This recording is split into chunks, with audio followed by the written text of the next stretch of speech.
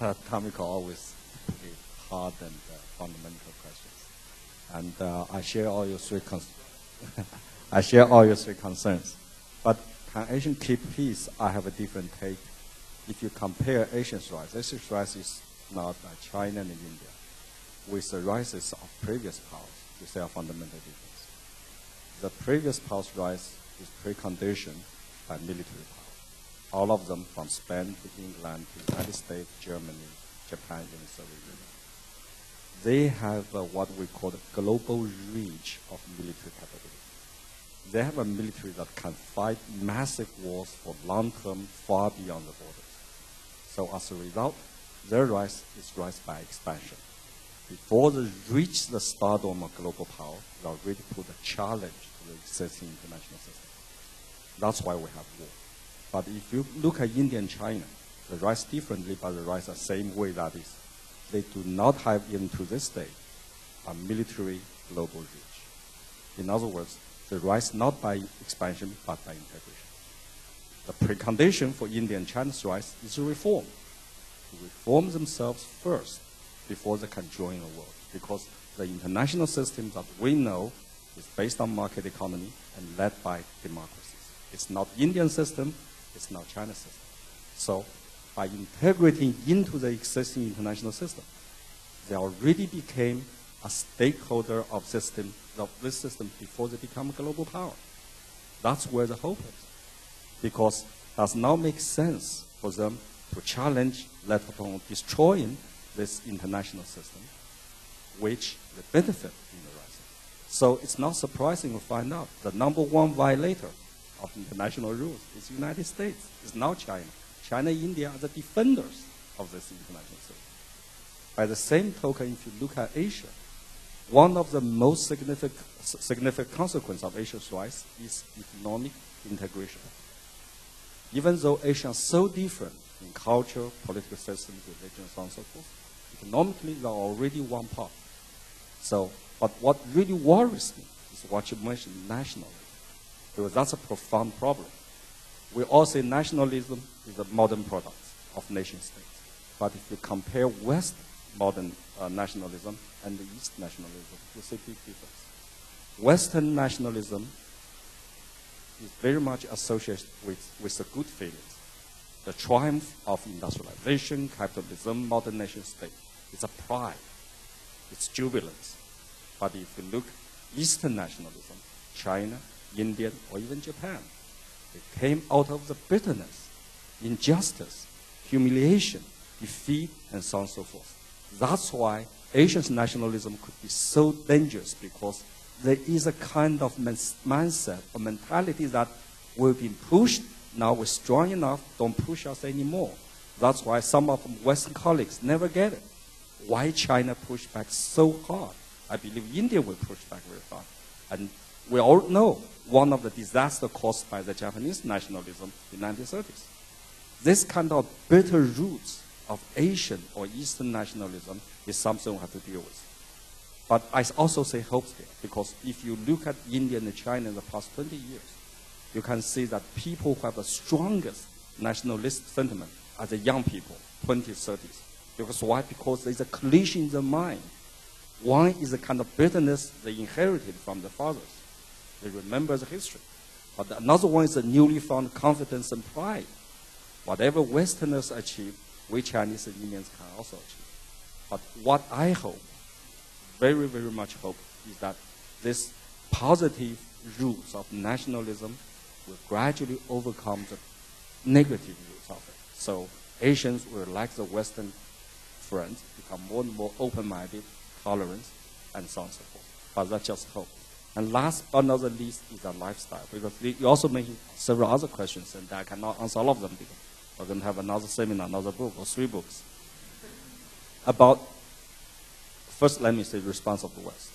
I don't say, frankly, I do not say response of the West is the number one danger. I say how the West solves their own problem is the number one danger. After that, we talk about the response. I agree very much with Yuan's idea that Europeans are very much inward-looking right now. The inward-looking is not because they want to isolate themselves from the world. They're inward-looking because they know there are fundamental problems If they do put their act together, they're going to suffer from it. But what worries all of us, especially me, is the United States. For the first time, I think the United States in history has lost what I call strategic consensus. Everybody's mad. Everybody knows that we're in a big hole, but nobody knows how to get out of it. Even worse, nobody agrees with nobody. So America's strategic elite, for the first time in the history, even not even the Civil War, in the Second War, First War, the strategic elite lost the consensus. Where to go? Of course, so what's the reason? I can tell you the reason is very simple. No one dares to make the hard decision. That is, to cut the budget, increase taxes, as simple as that. But as a result, we keep giving the money out, which is very dangerous because it's not sustainable. Whatever is not sustainable is dangerous. So I would argue that whether the West can adjust themselves to extend to handle the problem, that's the number one danger before they can respond to Asia.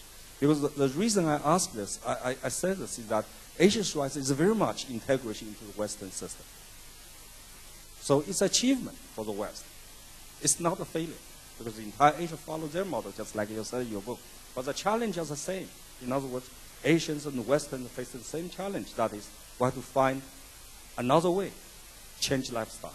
And the way ends this, because we human beings, one of the advantages of human beings is that we know how to adapt, by force or by willingness. Thank you. You want to add something? I would say, you want me to use this, don't you? I would say that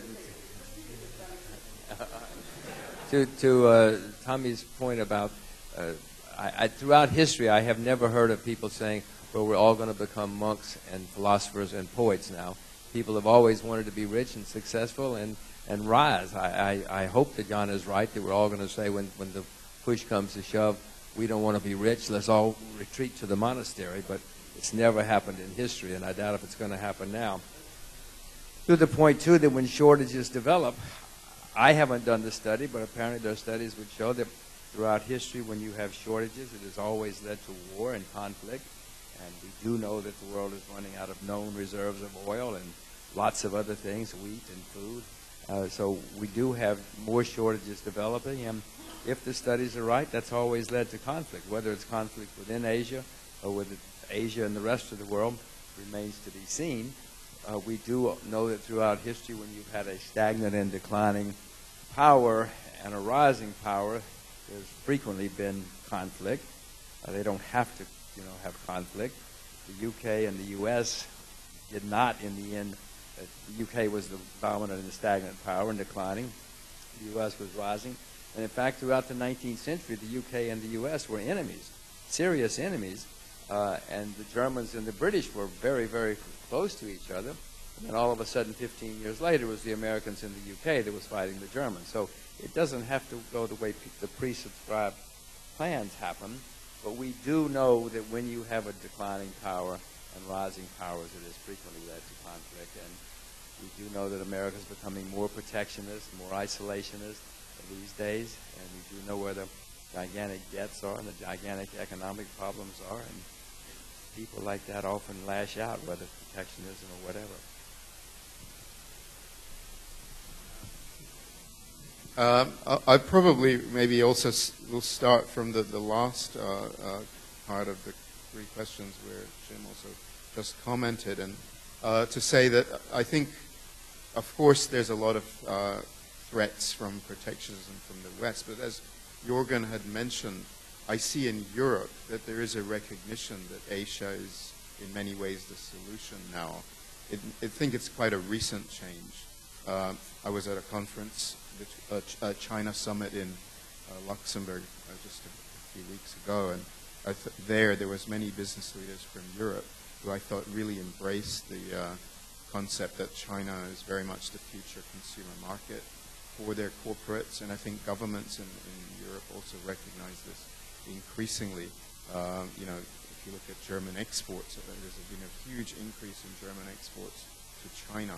So I think there is this recognition in Europe that many of the solutions to their problem of aging demographics and very weak consumer market growth in their home markets will come from Asia. I think it's not as clear-cut, absolutely, at the moment in the U.S. that there is that recognition. The U.S. has always been much more inward-focused economy in any case. It's not an export-driven economy historically, so they haven't tended to look to export markets as a solution in terms of economic policy. It's only something very recent with President Obama having really put a huge new focus on export as a contributor to growth, that may be somewhat changing, but obviously this is not something that will happen very fast. But having said that, when we look at exports in the U.S. right now, they have accelerated quite strongly, and I think it's clear that there is a big drive from big business in the U.S. to try and develop markets in China and India. Clearly, they see the opportunities there. But I do agree that it's not very clear right now in which direction the long-term policy will move. But I think the positive spin on it will be that the opportunities are going to be increasingly in Asia. And one of the factors that's driving this is household incomes in China, are reaching a point at which they're becoming a middle-income country. Their savings rate's going to fall, their consumption rate's going to rise, and this in itself will start to draw in more imports from the rest of the world, and that will benefit certainly the Asia Pacific, and we already see that in many countries in Asia, but also it will help the U.S. Thank you. I'm just going to add a quick footnote, Tommy, just because I want to emphasize one point to all of you, which is that without denying all these challenges, I want to emphasize that in my view, we're going to enter a golden era of peace and prosperity. That'll be one of the best times we've ever seen in human history. And don't get too despondent about all these challenges. To respond with three quick points. One, as Jing emphasized, we're entering a greater rules-based universe. China and India are playing by the rules. They're not breaking the rules as they rise. And that's why my next book, Tommy, is going to be on global governance. The second point I want to emphasize is that there is massive spread of education around the world. If you look at the numbers of people who are going through either schools or universities, is the highest number we've ever seen in human history. And I think education is going to make a big difference. And the third, and of course the most important reason why I think there will be peace in Asia is because the Lee Kuan Yew School is training the next generation of leaders from Asia.